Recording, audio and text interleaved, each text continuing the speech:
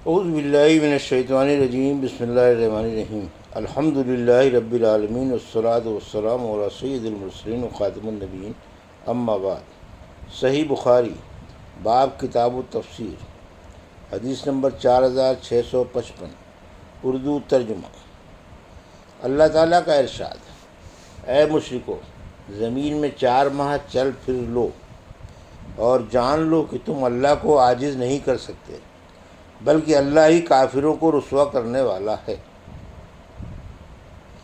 ہم سے سعید بن عفیر نے بیان کیا، کہا مجھ سے لیث بن سعد نے بیان کیا، کہا کہ مجھ سے عقیل نے بیان کیا، ان سے ابن شہاب نے کہا، اور مجھ سے حمید بن عبد الرحمن بن عوف نے خبر دی کہ ابو ہریرہ رضی اللہ عنہ نے کہا، ابو بکر صدیق رضی اللہ عنہ نے اس حج کے موقع پر جس کا حضرت صلی اللہ علیہ وسلم نے انہیں امیر بنایا تھا، مجھے بھی ان اعلان کرنے والوں میں رکھا تھا جنہیں حضرت صلی اللہ علیہ وسلم نے یوم نحر میں اس لیے بھیجا تھا کہ اعلان کر دیں کہ آئندہ سال سے کوئی مشرک حج کرنے نہ آئے اور کوئی شخص بیت اللہ کا طواف ننگے ہو کر نہ کرے۔ حمید بن عبد الرحمن نے کہا، پھر اس کے بعد حضرت صلی اللہ علیہ وسلم نے حضرت علی رضی اللہ عنہ کو پیچھے سے بھیجا اور انہیں سورہ برات کے احکام کے اعلان کرنے کا حکم دیا۔ حضرت ابو ہریرہ رضی اللہ عنہ نے کہا، چنانچہ ہمارے ساتھ حضرت علی رضی اللہ عنہ نے بھی یوم نحر ہی میں سورہ برات کا اعلان کیا اور اس کا کہ آئندہ سال سے کوئی مشرک حج نہ کرے اور نہ کوئی ننگے ہو کر طواف کرے۔ حدیث نمبر 4656، اردو ترجمہ۔ اللہ تعالیٰ کا ارشاد: اور اعلان کیا جاتا ہے اللہ اور اس کے رسول کی طرف سے لوگوں کے سامنے بڑے حج کے دن کہ اللہ اور اس کا رسول مشرکوں سے بیزار ہے، پھر بھی اگر تم توبہ کر لو تو تمہارے حق میں بہتر ہے، اور اگر تم منہ پھیرتے ہوئی رہے تو جان لو کہ تم اللہ کو عاجز کرنے والے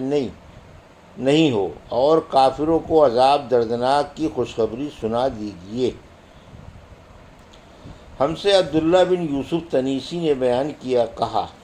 ہم سے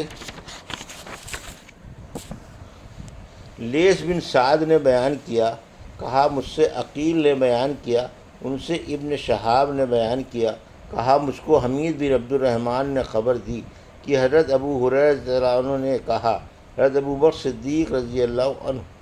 نے حج کے موقع پر جس کا حضرت صلی اللہ علیہ وسلم نے انہیں امیر بنایا تھا، مجھ کو ان اعلان کرنے والوں میں رکھا تھا جنہیں آپ نے یوم نحر میں بھیجا تھا، مینا میں، یہ اعلان کرنے کے لیے کہ اس سال کے بعد کوئی مشرک حج کرنے نہ آئے اور نہ کوئی شخص بیت اللہ کا طواف ننگا ہو کر کرے۔ حمید نے کہا کہ پھر پیچھے سے نبی کریم صلی اللہ علیہ وسلم نے حضرت علی رضی اللہ عنہ کو بھیجا اور انہیں حکم دیا کہ سورہ برات کا اعلان کر دے۔ حضرت ابو ہریرہ رضی اللہ عنہ نے کہا کہ پھر حضرت علی رضی اللہ عنہ نے ہمارے ساتھ مینا کے میدان میں 10ویں تاریخ میں سورہ برات کا اعلان کیا اور یہ کہ کوئی مشرک آئندہ سال سے حج کرنے نہ آئے اور نہ کوئی بیت اللہ کا طواف ننگا ہو کر کرے۔ حدیث نمبر 4657، اردو ترجمہ۔ اللہ تعالیٰ کا ارشاد: ہاں، وہ مشرکین اس سے الگ ہیں جن سے تم نے عہد لیا، اور وہ عہد پر قائم ہیں جن کو ذمی کہا گیا ہے۔ ہم سے اسحاق بن منصور نے بیان کیا، کہا ہم سے یعقوب بن ابراہیم نے بیان کیا، کہا ہم سے ہمارے والد ابراہیم بن سعد نے بیان کیا، ان سے صالح نے، ان سے ابن شہاب نے، انہیں حمید بن عبد الرحمن نے خبر دی، اور انہیں حضرت ابو ہریرہ رضی اللہ عنہ نے خبر دی کہ حضرت ابو بکر رضی اللہ عنہ نے اس حج کے موقع پر جس کا انہیں رسول اللہ صلی اللہ علیہ وسلم نے امیر بنایا تھا، حجۃ الوداع سے 1 سال پہلے 9 ہجری میں،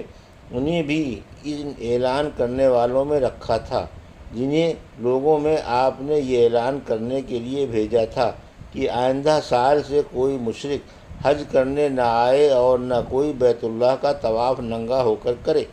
حمید نے کہا کہ حضرت ابو ہریرہ رضی اللہ عنہ کی اس حدیث سے معلوم ہوتا ہے کہ یوم النحر بڑے حج کا دن ہے۔ حدیث نمبر 4658 اردو ترجمہ۔ اللہ تعالیٰ کا ارشاد ہے، کفر کے سرداروں سے جہاد کرو، عہد توڑ دینے کی صورت میں اب ان کی قسمیں باطل ہو چکی ہیں۔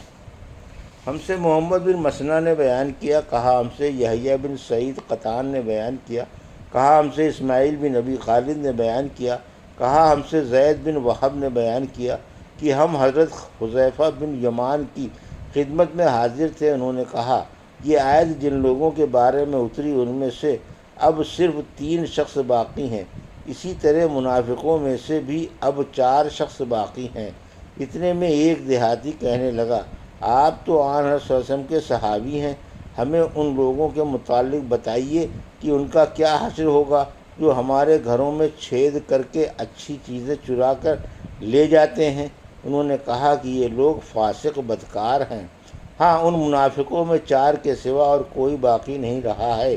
اور ایک تو اتنا بوڑھا ہو چکا ہے کہ اگر ٹھنڈا پانی پیتا ہے تو اس کی ٹھنڈ کا بھی اسے پتہ نہیں چلتا۔ حدیث نمبر 4659 اردو ترجمہ۔ اللہ تعالیٰ کا ارشاد ہے، اے نبی، اور جو لوگ کی سونا اور چاندی زمین میں گاڑ کر رکھتے ہیں اور اس کو اللہ کے راستے میں خرچ نہیں کرتے، آپ انہیں ایک دردناک عذاب کی خبر سنا دیں۔ ہم سے حکم بن نافع نے بیان کیا، انہوں نے کہا ہم کو شعیب نے خبر دی، ان سے ابو زناد نے بیان کیا، ان سے عبد الرحمن بن عارض نے بیان کیا، اور انہوں نے کہا کہ مجھ سے حضرت ابو ہریرہ رضی اللہ عنہ نے بیان کیا کہ اور انہوں نے رسول اللہ صلی اللہ علیہ وسلم سے سنا، آپ فرما رہے تھے کہ تمہارا خزانہ جس میں سے زکوٰۃ نہ دی گئی ہو قیامت کے دن گنجے ناگ کی شکل اختیار کرے گا۔ حدیث نمبر 6460 اردو ترجمہ۔ ہم سے قنیبہ بن سعید نے بیان کیا۔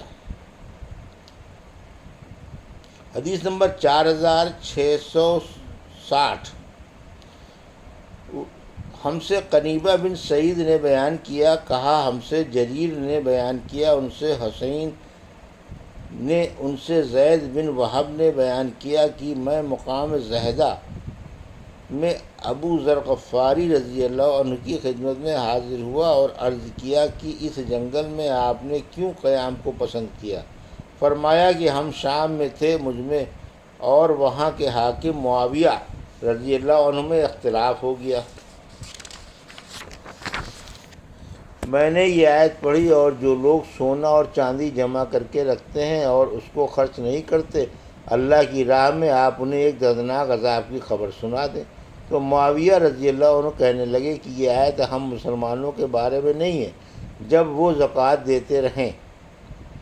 بلکہ اہل کتاب کے بارے میں ہے۔ فرمایا کہ میں نے اس پر کہا کہ یہ ہمارے بارے میں بھی ہے اور اہل کتاب کے بارے میں بھی ہے۔ حدیث نمبر 4661 اردو ترجمہ۔ اللہ تعالیٰ کا ارشاد، اس دن کو یاد کرو جس دن سونے چاندی کو دوزخ کی آگ میں تپایا جائے گا، پھر اس سے جنہوں نے اس خزانے کی زکوٰۃ نہیں ادا کی ان کی پیشانیوں کو اور ان کے پہلوؤں کو اور ان کی پشتوں کو داغا جائے گا، اور ان سے کہا جائے گا یہی ہے وہ مال جسے تم نے اپنے واسطے جمع کر رکھا تھا، سو اب اپنے جمع کرنے کا مزہ چکھو۔ احمد بن شبیب بن سعید نے بیان کیا، ہم سے میرے والد شبیب بن سعید نے بیان کیا،